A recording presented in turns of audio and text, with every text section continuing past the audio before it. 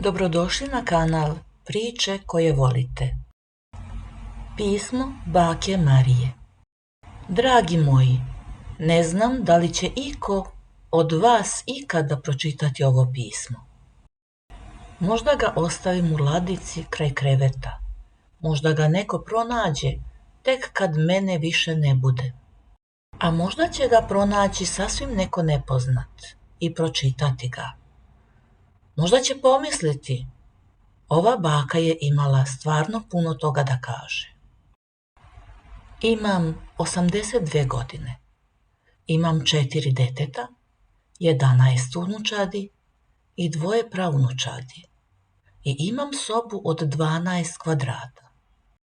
Kažu da je ovo moj novi dom. Ali ovo nije dom.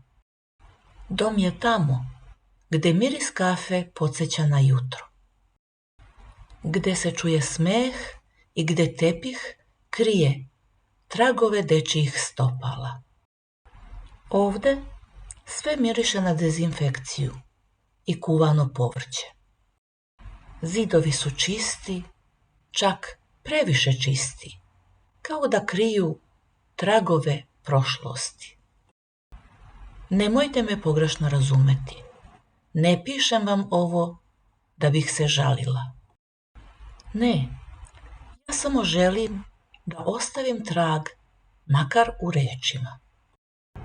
Da neko, kad pročita ovo, osjeti da je jedna baka, iako u staračkom domu, još uvek umela da voli, da se seća i da sanja.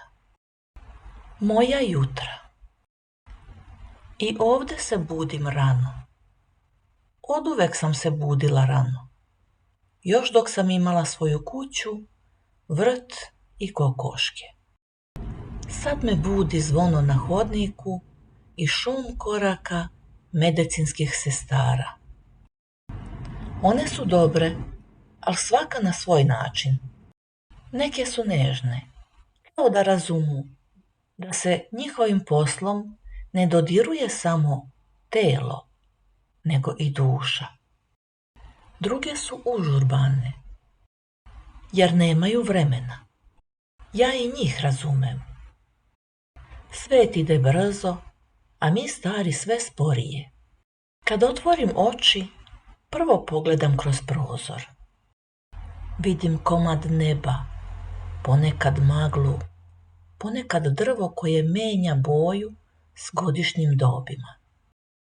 U proleće to drvo je zeleno, kao uspomena na mladost.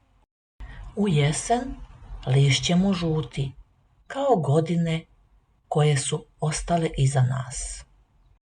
A zimi, kad sve utihne, grane su gole, ali i dalje stoje, kao što stojim i ja.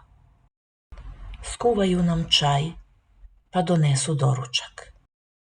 Ponekad sir i parče hleba, ponekad palentu. Ali to nije ono što meni nedostaje.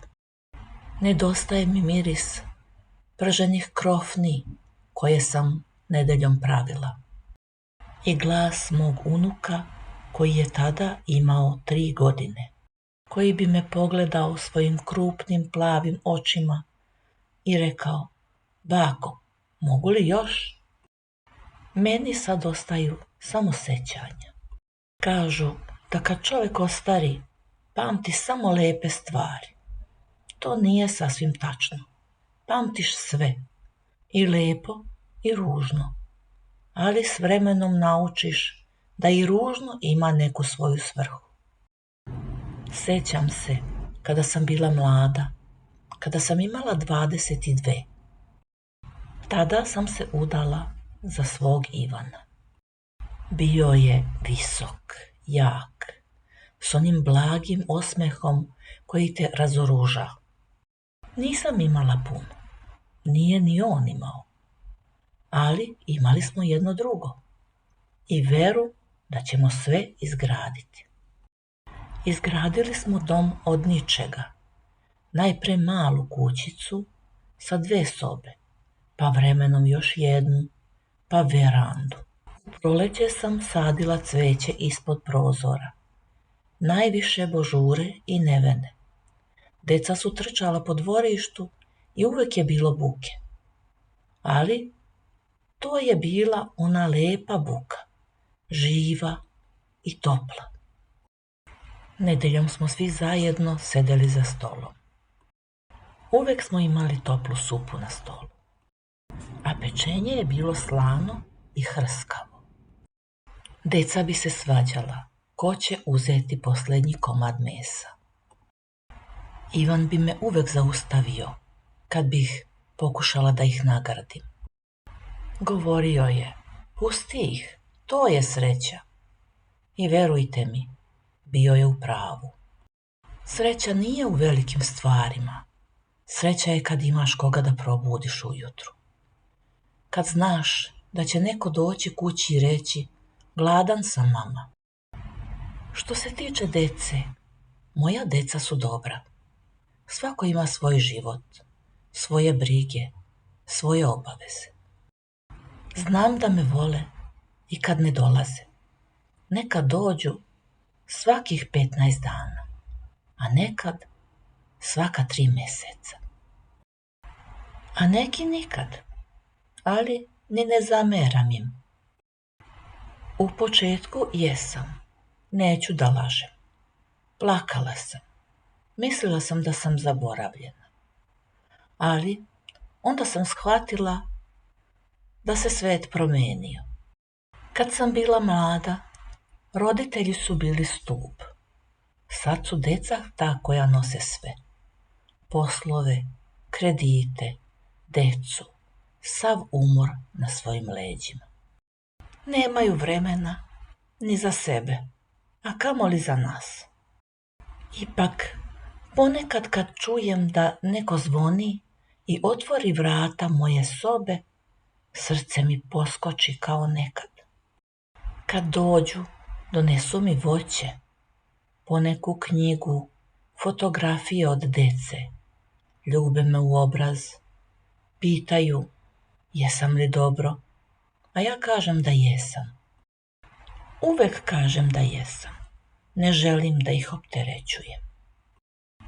A onda kad odu, dugo gledam kroz prozor i brojim korake koji se udaljavaju. Ovde u domu je sve mirno, ponekad čak i previše.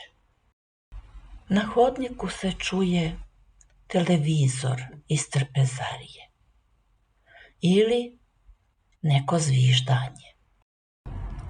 Ovde nas ima svakakvih. Onih što ćute, onih što stalno pričaju, onih koji plaču uveče. Neki više ne znaju gde su, a neki znaju i previše dobro. Ja se trudim da ostanem među onima koji pomažu. Izabrali su me da budem glavna u grupi za čitanje i da pomažem onima koji više ne vide dobro. Eto, do nedavno sam glasno čitala jednoj komšinici, gospođi Milki. Bila je nepokretna, ali je imala divne oči, svetle i zahvalne.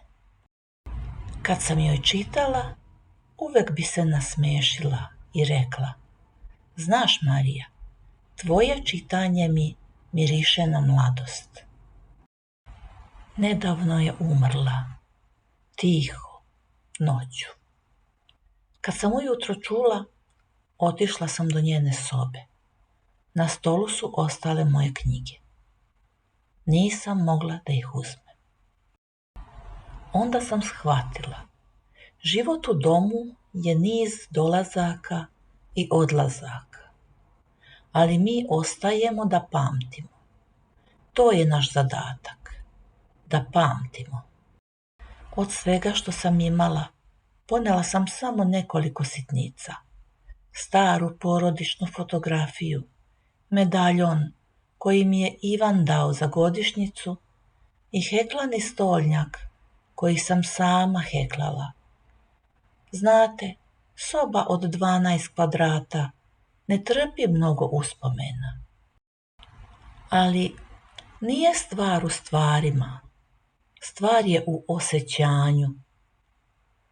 Kad uzmem taj stolnjak, setim se kako su mi ruke bile spretne, kako su deca trčala oko mene, a ja sam mislila da imam vremena na pretek. Da, vremena. To je ono što mislimo da nikad neće nestati. A onda shvatiš da je vreme kao pesak kroz prste procurilo. Sad kad gledam svoje ruke, tanke i prošarane venama, vidim sve što su radile.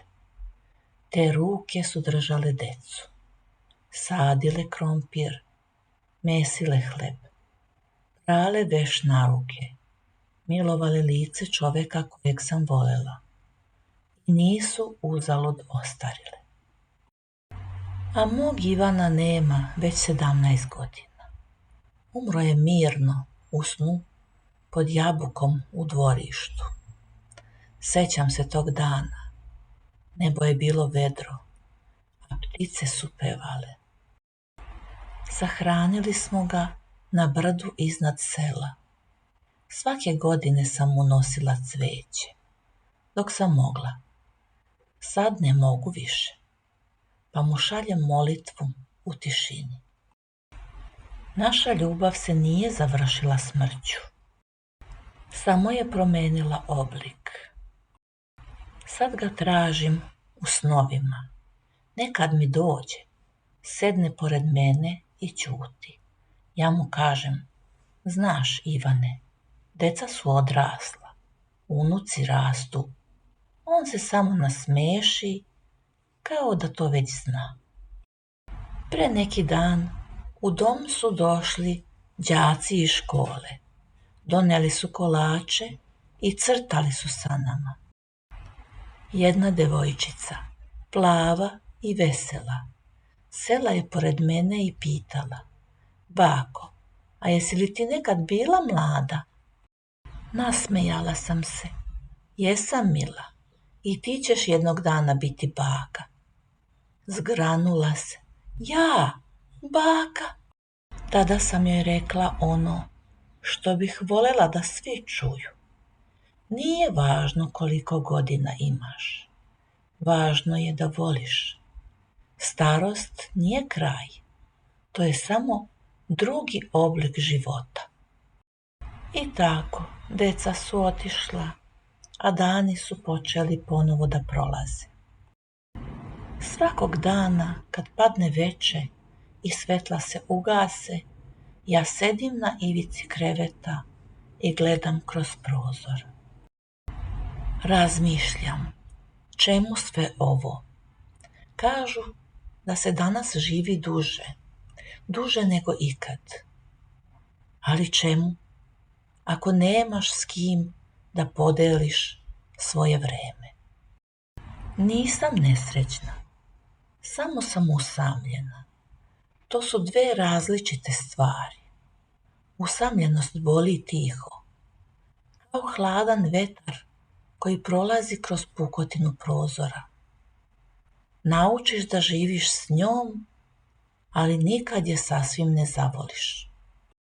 Nadam se da će sljedeća generacija razumeti ono što mi nismo, da će shvatiti da porodica nije teret, nego blago, da starost nije sramota, nego priča koja treba da se čuje.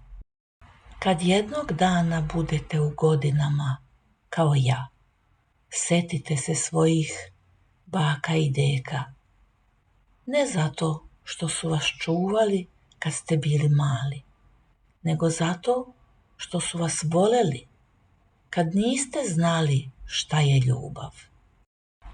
Ako ikada iko pročita ovo pismo, nemojte žaliti za mnom. Imala sam dug i lep život. Voleti i biti voljen, to je najveća sreća. Sve ostalo su samo detalji. Zato živite punim plućima, zagrlite svoju decu, češće nego što mislite da trebate. Zovite roditelje, pišite pisma.